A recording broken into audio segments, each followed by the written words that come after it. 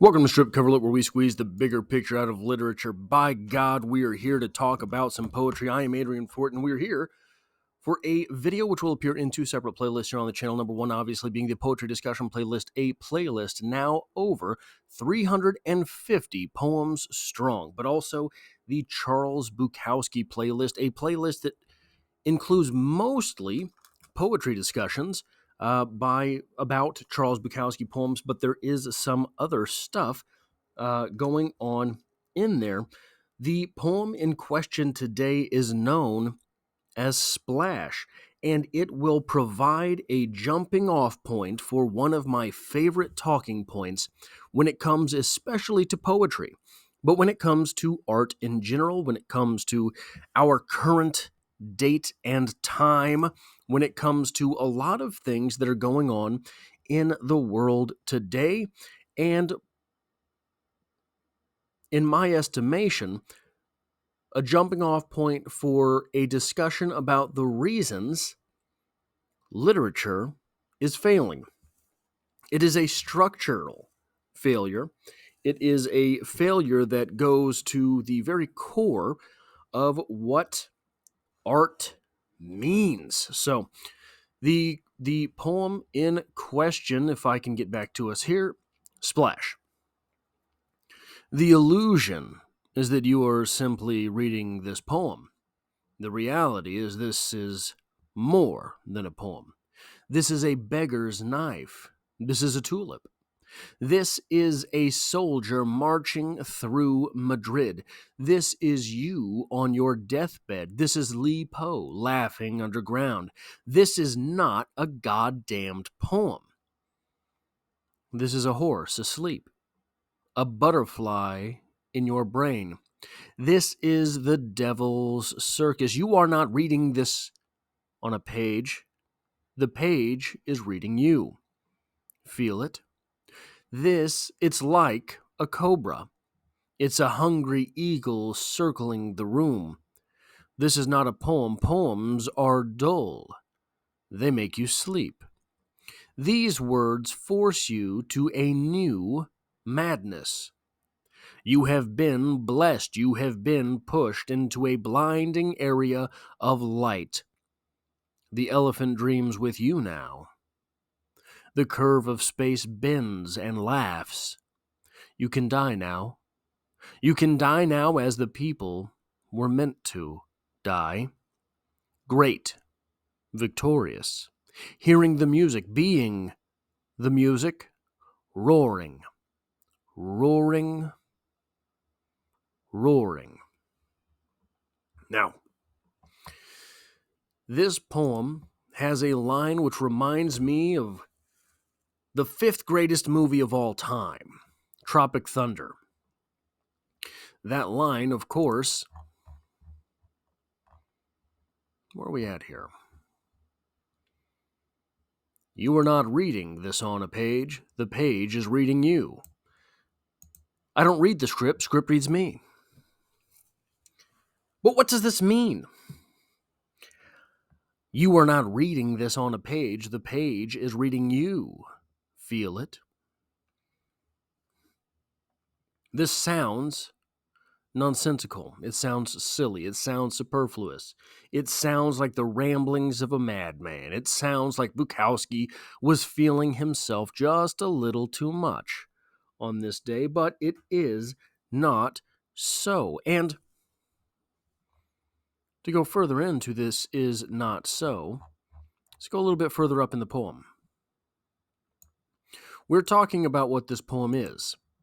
He lists any number of things that he thinks this poem is besides a poem. Among them, he says, Bukowski, our speaker, Chinaski perhaps, this is a soldier marching through Madrid. This is a soldier marching through Madrid. This is the same line for everyone. Everyone who reads this poem reads the statement, this is a soldier marching through Madrid. But in your mind's eye, when you visualize that soldier which marches through Madrid, are you visualizing a Republican soldier or a nationalist soldier? Which soldier you see and how you envision that march says something about you. Even if that thing is you don't know a whole lot about the Spanish Civil War. Even if that thing is whether or not you chose the Spanish Civil War in order to envision a soldier marching through Madrid.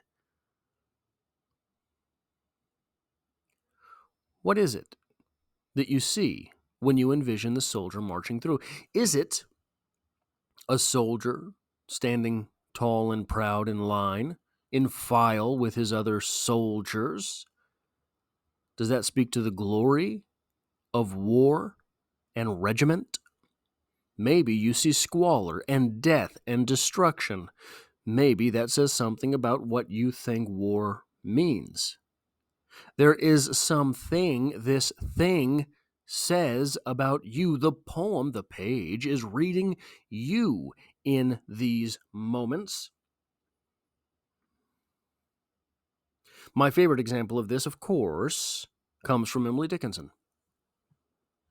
Emily Dickinson's I died for beauty, but was scarce adjusted in the tomb, when one who died for truth was lain in an adjoining room. He questioned softly why I failed. For beauty, I replied, and I for truth.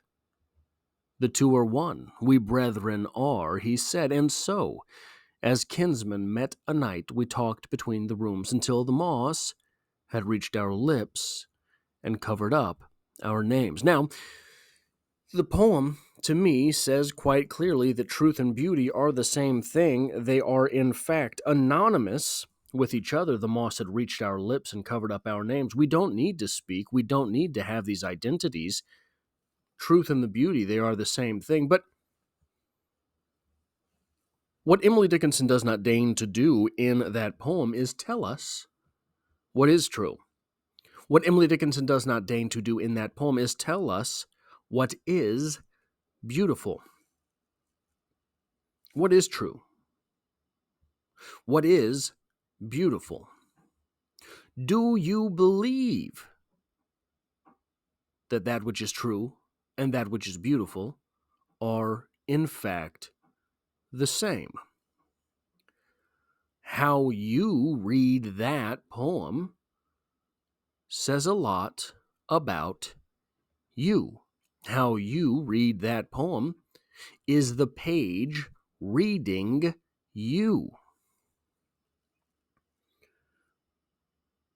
The way you answer those questions, what is true? What is beautiful? Are these things the same? Are they even related?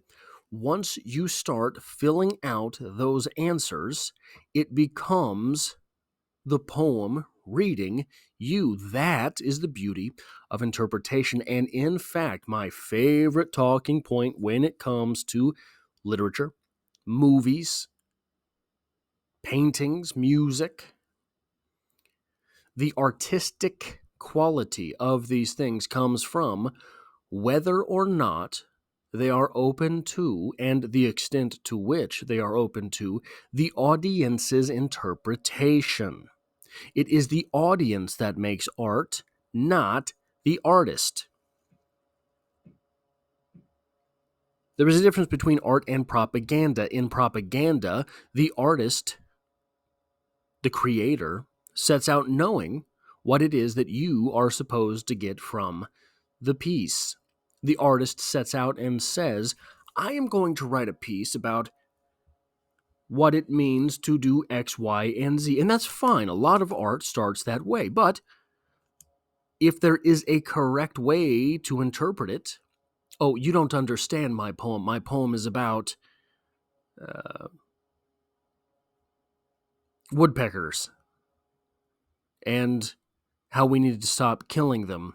But the words on the page are about toothpaste and mail.